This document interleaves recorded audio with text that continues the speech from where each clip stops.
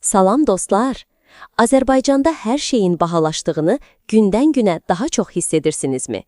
Rəsmi statistika inflyasiyanı 5-6% göstərir. Amma marketdə, aptekdə və gündəlik həyatda qiymətlər daha sürətli artır. Bir çox ailədə ərzaq xərcləri büdcənin 40%-dən çoxunu təşkil edir. Bu videoda sizə praktiki və hər kəsin tətbiq edə biləcəyi qənaət yollarını paylaşacağam. Bunlar sadə addımlardır, amma nizamlı tətbiq etsəniz, ayda ciddi fərq yaradacaq. Gəlin başlayaq. 1. Ərzaq alışlarında qənaət.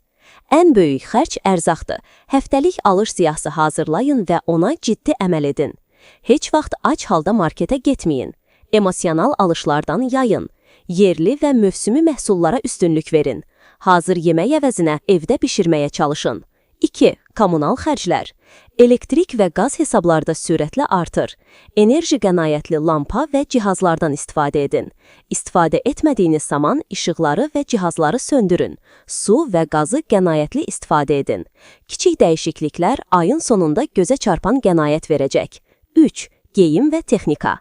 İstəyirəm əvəzinə bu mənə həqiqətən lazımdırmı sualını verin. Endirimlərə aldanmayın. Keyfiyyətli və uzun ömürlü şeylər seçin. Bir dəfəyə bahalı alsanız da uzun müddət xidmət edəcək. 4. Nəqliyyat xərcləri. Gedişlərinizi əvvəlcədən planlaşdırın. Bir neçə işi eyni gedişdə həll edin. Lazımsız səfərləri azaldın. 5. Kiçik xərclər və əyləncə. Gündəlik xərclərinizi mobil tətbiqlə qeyd edin. Lazımsız abunəlikləri ləğv edin. Hər gün az-az xərcləmə vərdişindən çıxın. Nəticə. Dostlar, inflyasiya yaxın vaxtlarda tam dayanmayacaq. Amma biz daha çox qazanmaq əvəzinə daha ağıllı və planlı xərcləməyi öyrənə bilərik. Qənaət yoxsulluq demək deyil, bu maliyyə savadlılığıdır. Siz hansı sahədə daha çox qənaət edirsiniz? Şərhlərdə mütləq yazın. Videonu bəyənməyi, paylaşmağı və kanala abunə olmağı unutmayın. Növbəti videoda görüşənədək sağ olun.